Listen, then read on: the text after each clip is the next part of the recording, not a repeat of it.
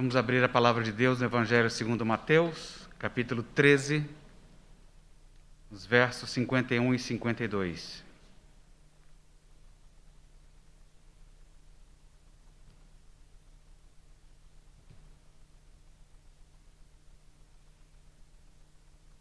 A palavra de Deus diz assim: Entendestes todas estas coisas? Responderam-lhe, sim. Então lhes disse: Por isso, todo escriba versado no reino dos céus é semelhante a um pai de família que tira do seu depósito coisas novas e coisas velhas. Vamos falar com o nosso Deus? Bom Deus e Pai, bendito e exaltado seja o teu santo nome. Ajuda-nos agora a ouvir acerca do teu tesouro, Jesus Cristo, teu Filho. Nós oramos agradecidos, Deus, pela tua voz, no nome de Jesus. Amém.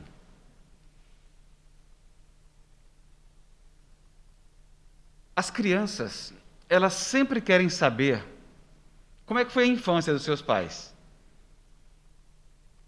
Se eles apanharam, especialmente se eles apanharam, se eles quebraram alguma coisa, se eles sentiram medo, se eles choraram, se a sua avó dava presentes, se já existia celular e até mesmo se já fizeram xixi na cama. Tem adultos que quase não falam sobre isso. Às vezes é por esquecimento, outras vezes é por considerar assunto sem importância e outras por vergonha. Alguns fizeram coisas bem feias e não querem se lembrar de absolutamente nada. Por outro lado, há adultos que amam contar as besteiras que fizeram. Fazem questão de se lembrar e seus filhos já as ouviram centenas de vezes. E essa pessoa nem mostra arrependimento, para vergonha muitas vezes dos filhos. Pais, quando eu disser pais, solteiros, por favor, não se eximam aqui, porque o trabalho de vocês com os filhos espirituais que vocês devem adotar na família de Deus é valioso. Então, quando eu disser pais, incluam-se. Pais, de que modo vocês vão educar seus filhos? Porque existe o seu jeito, o meu jeito, o jeito dos outros e o jeito das Escrituras. Mas como assim? Ora, quando Deus colocou a sua palavra por escrito, vocês perceberam se Deus deixou de fora as histórias feias e ruins? Ele mostrou só as ações heróicas do seu povo? Você sabe que não. A única herança valiosa que você pode deixar para os seus filhos é Jesus Cristo. É somente a partir dele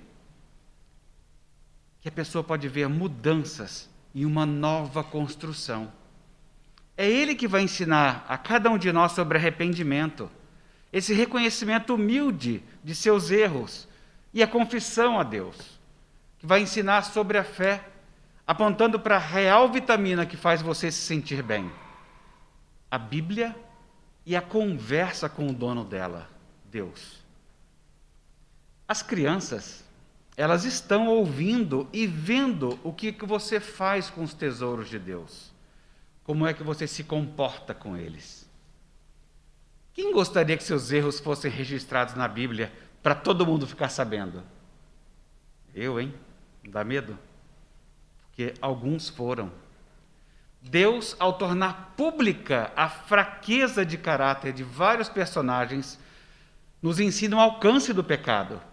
Alcança a todos. Mas ele também ensina o que é necessário para vencê-lo: ter Jesus Cristo.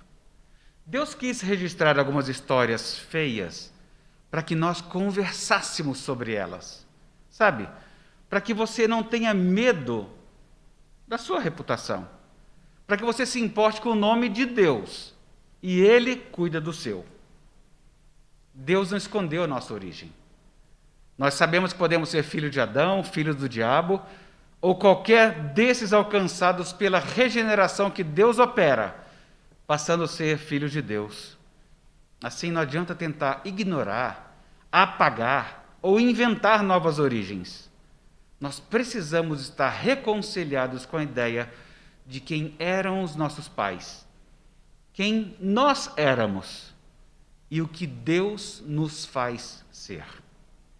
Há muitos cristãos isolando ou odiando seus pais, seu passado, por causa dos erros deles.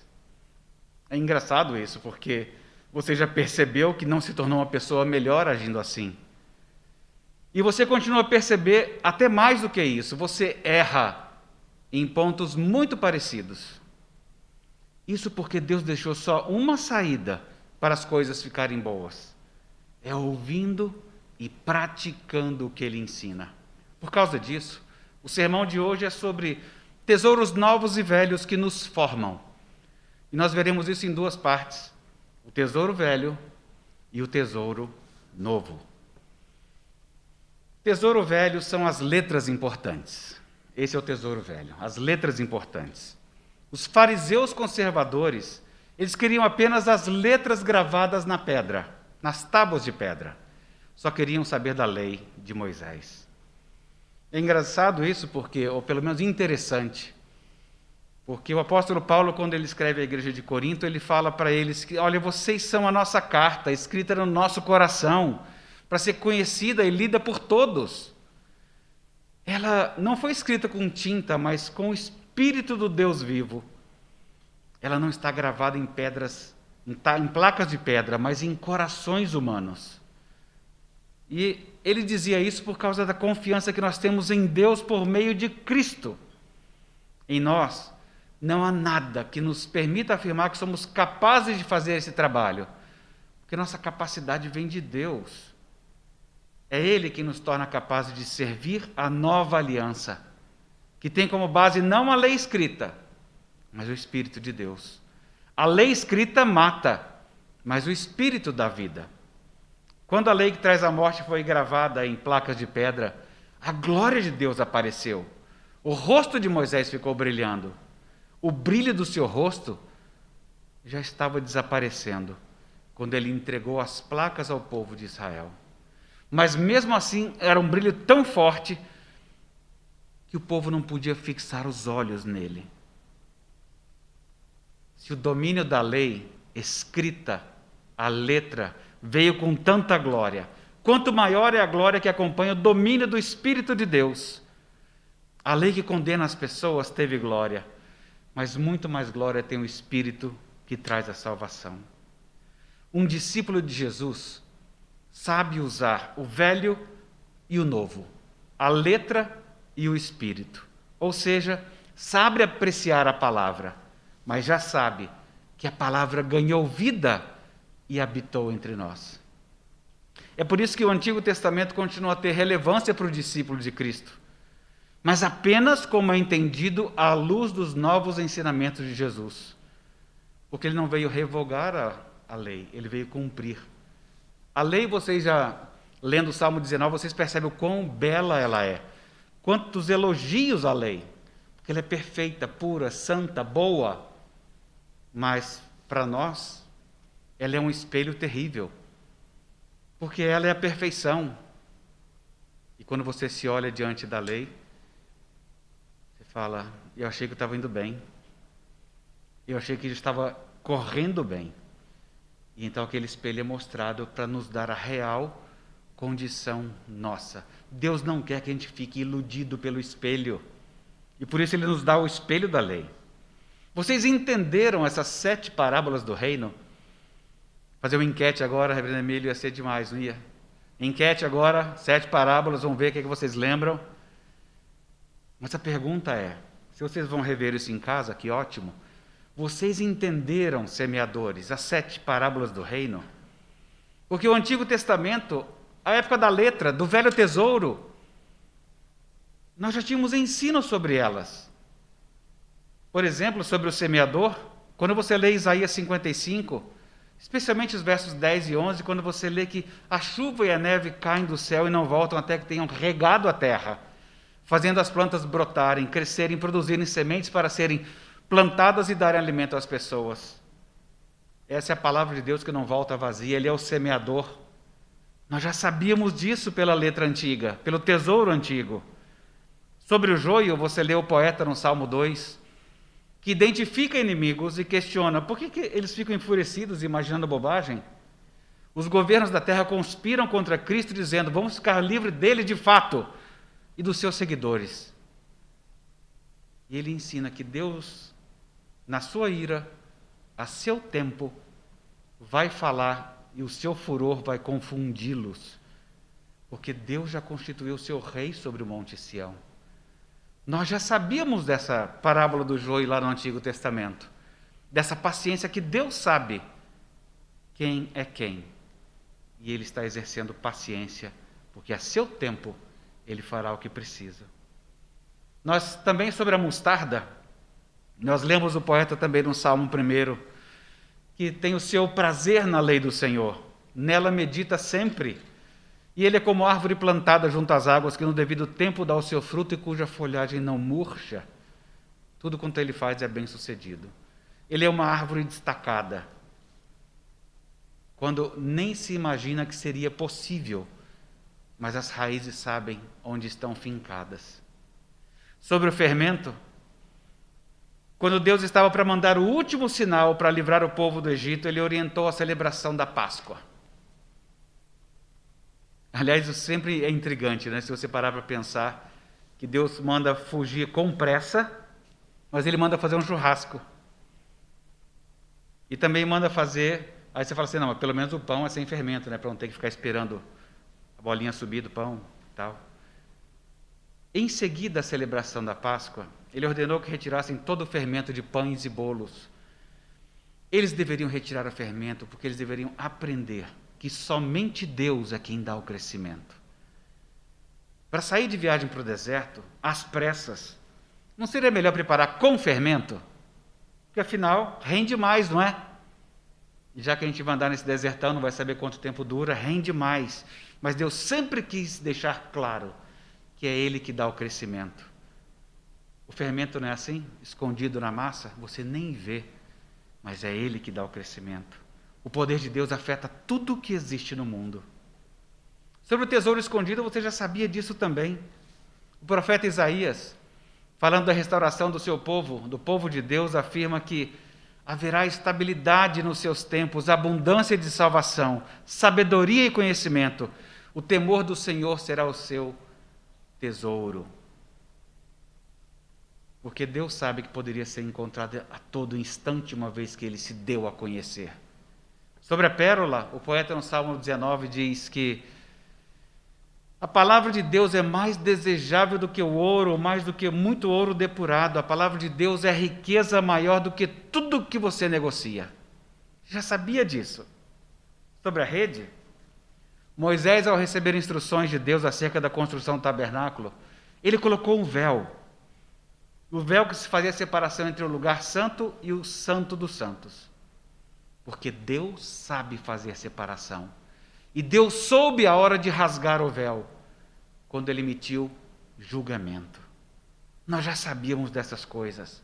Nós precisávamos ser lembrados dessas letras, do velho tesouro, ser treinado nessas prioridades e valores do reino, porque isso vai fornecer a nós, discípulos, uma lente interpretativa, através da qual eu posso ler as Escrituras como um todo. Esse treinamento é fundamental para que os discípulos realizem o seu trabalho, o seu chamado, para que se transformem em pescadores de homens. É isso que Jesus Cristo estava fazendo. Ele mesmo sendo a lente, e nós enxergando através dele as letras antigas. O tesouro velho. Mas tem o tesouro novo também. O tesouro novo é quando as letras ganham vida. É a primeira história de anime no mundo, não é? Em que essa história ela é animada, ela ganha vida. Os atenienses e todos que apreciavam a cultura clássica, de certa forma eles representavam o espírito de muitas épocas. De outra coisa não cuidavam senão dizer ou ouvir as últimas novidades. O que será que mudou, não é? A última receita, o último remédio, a última ginástica, as últimas vitaminas, o último investimento, a última cirurgia, as últimas notícias. Até mesmo cristãos que ficam tão empolgados com as últimas coisas, que invertem o seu investimento. Eles ficam fascinados com oração que ajuda a emagrecer. Ficam fascinados e extasiados quando vem uma tomografia mostrando como o cérebro fica mais satisfeito quando medita. Nesses casos, eles ficam tão empolgados que eles vão atrás das últimas novidades sobre alimentação e sobre meditação. Percebe a reversão? Não raro vão transformando essa busca numa religião e se torna idolatria. E se não fizerem aquilo, as suas vidas não fazem sentido. E aí você nota que virou idolatria mesmo. Está tudo invertido. Buscai o reino de Deus primeiro.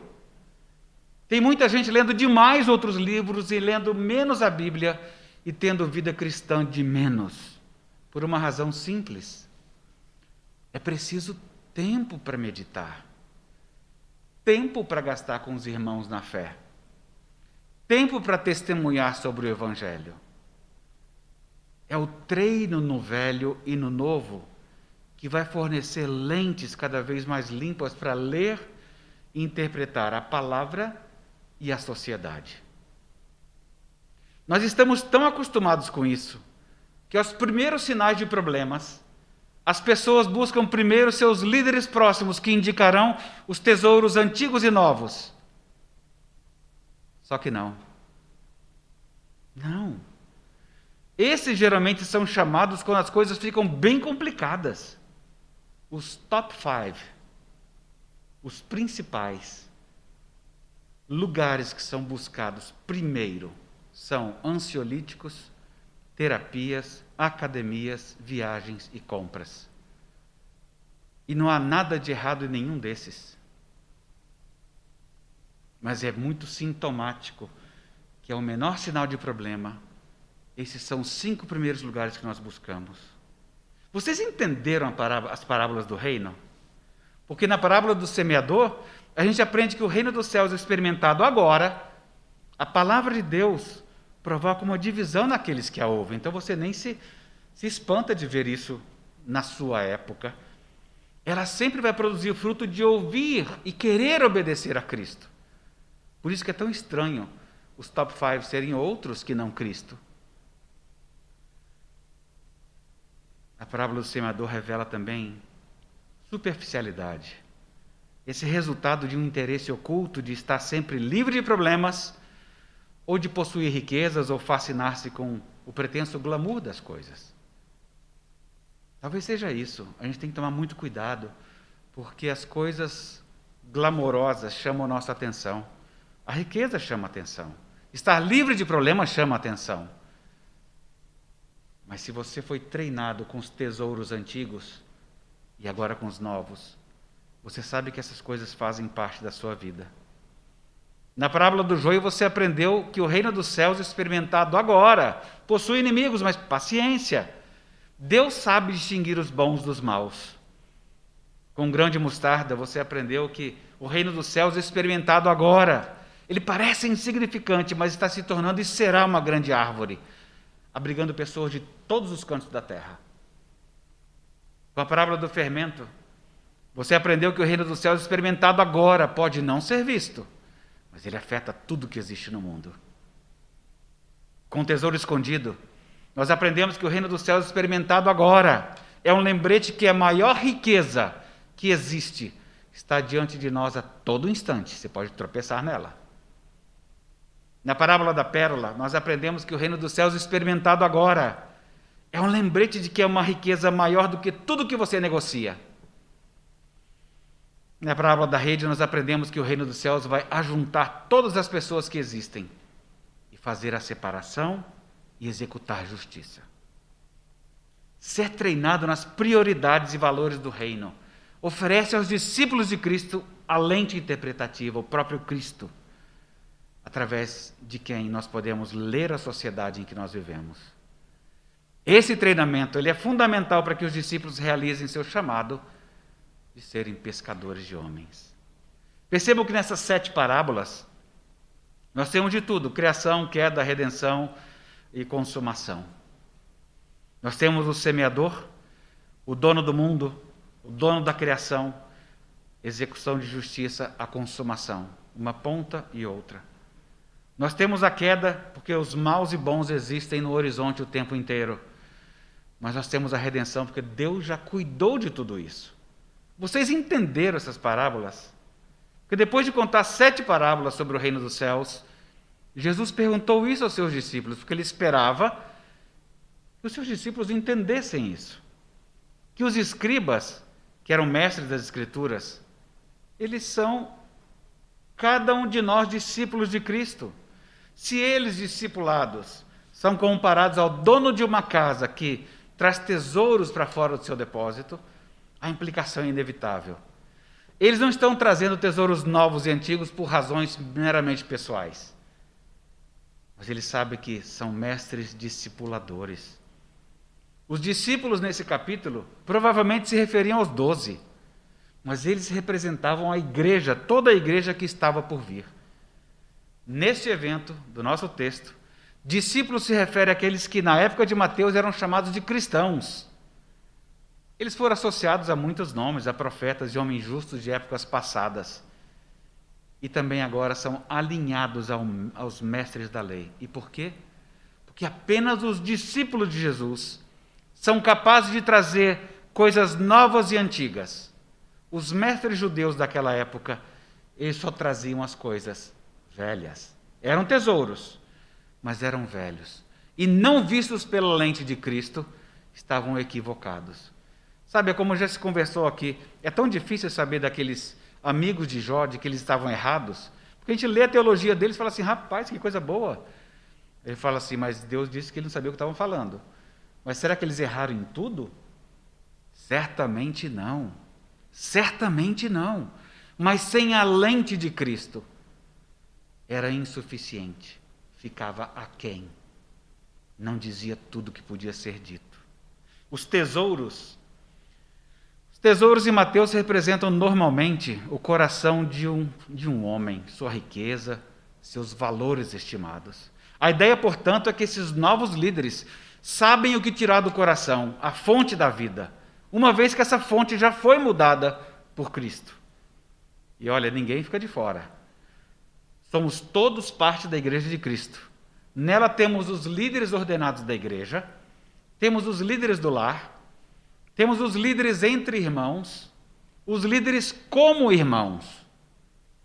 Todos nós estamos sendo preparados para ocupar o lugar de verdadeiros discipuladores, porque é assim que Mateus vai fechar o seu evangelho. Na continuidade do evangelho, nós vamos perceber, teremos outros sermões sobre esse assunto de discípulos, que é o que ele está preparando a partir daqui com mais intensidade, a liderança da sua igreja. E quando a gente fala de liderança, você não precisa ficar pensando em alguém específico. Inclua-se. Você lidera alguma coisa, você lidera alguém.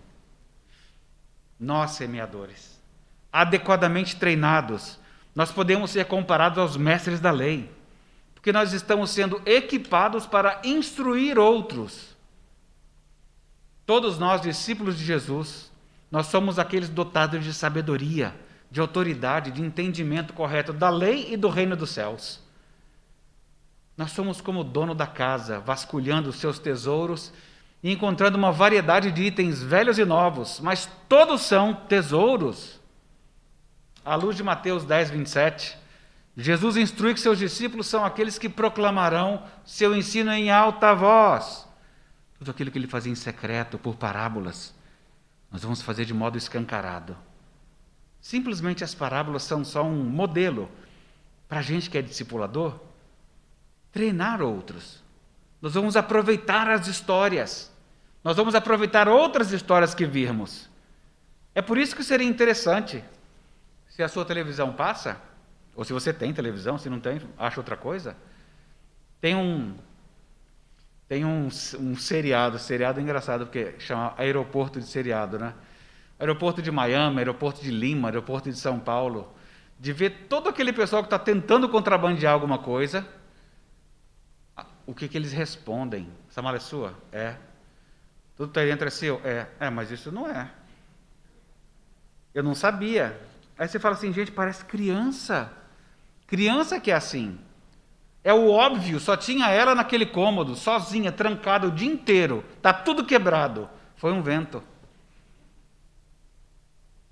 Então você tem a oportunidade de trazer tesouros antigos e novos. À medida que você assiste uma coisa dessa, afinal de contas, ver como é que histórias de pessoas tão diferentes ficam tão iguais por causa do pecado.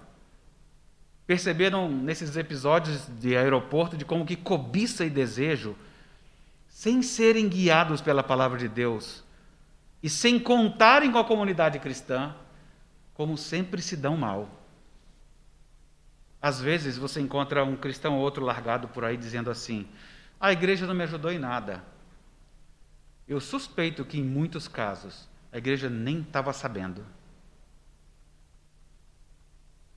Não foi informado, você não contou, você não se abriu.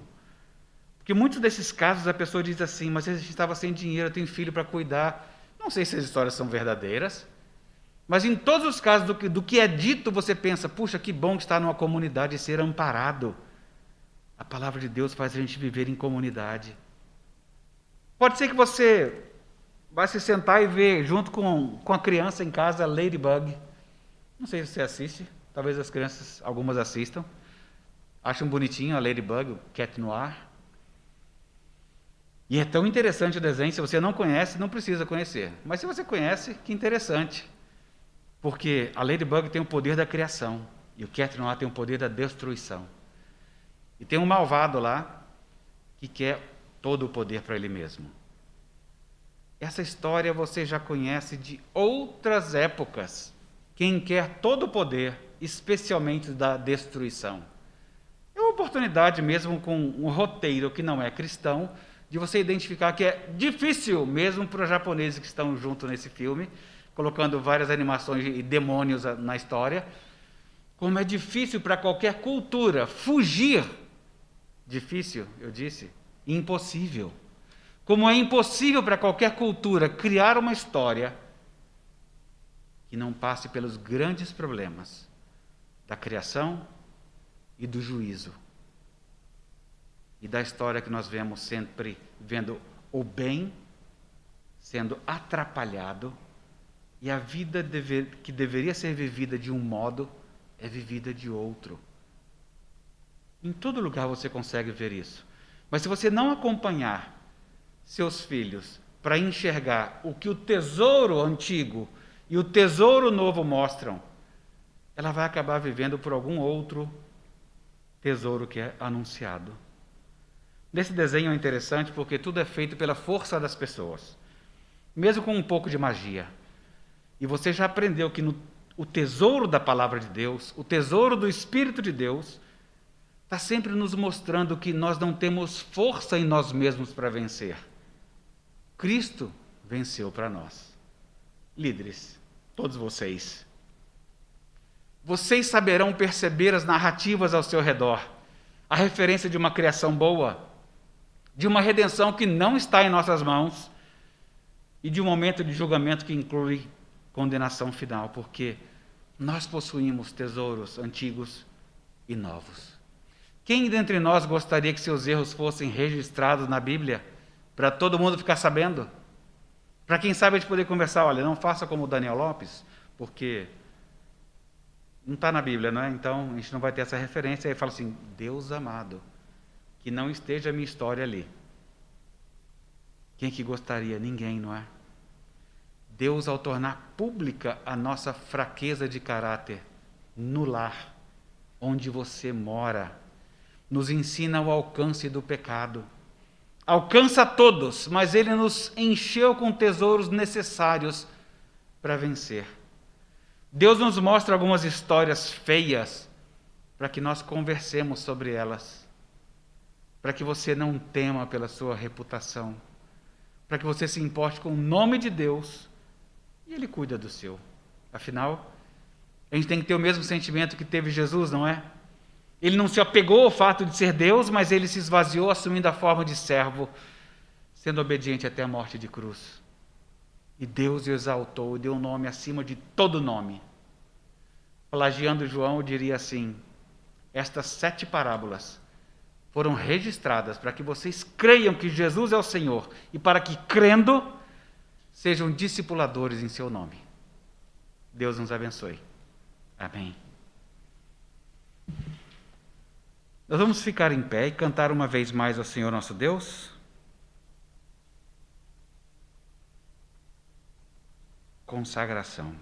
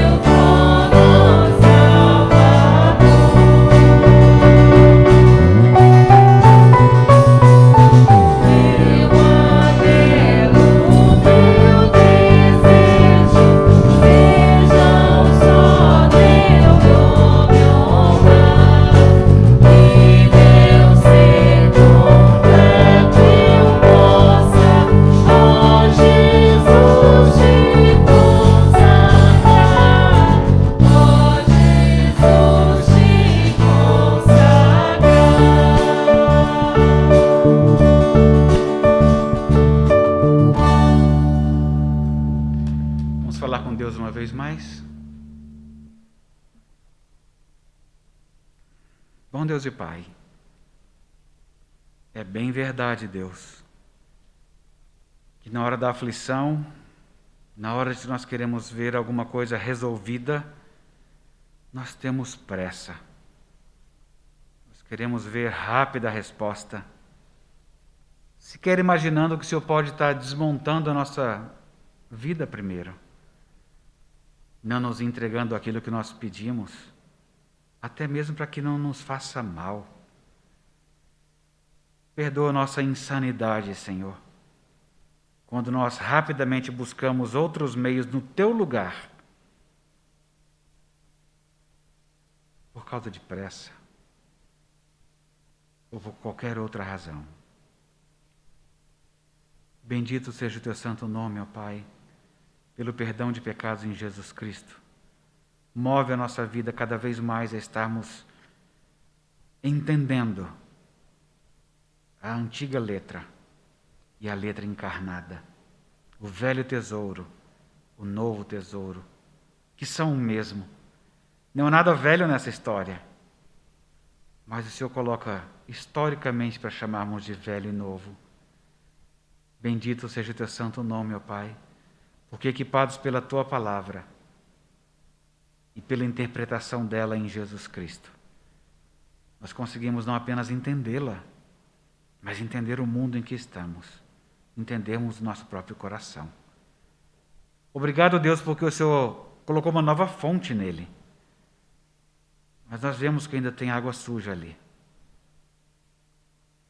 Mas ajuda-nos a não olhar para a água suja, mas para a limpa que o Senhor vem trazendo. Nós oramos agradecidos por tudo isso que o Senhor vem fazendo, Senhor, nos treinando como discípulos do Senhor, a ponto de não termos sequer vergonha de ensinarmos a Tua palavra, mesmo que quebrados ainda. Bendito e exaltado seja o Teu santo nome, ó Pai. Obrigado pelo privilégio de sermos chamados de discípulos e de anunciarmos tesouros velhos e novos em Teu nome. Nós oramos agradecidos no nome de Jesus. Amém.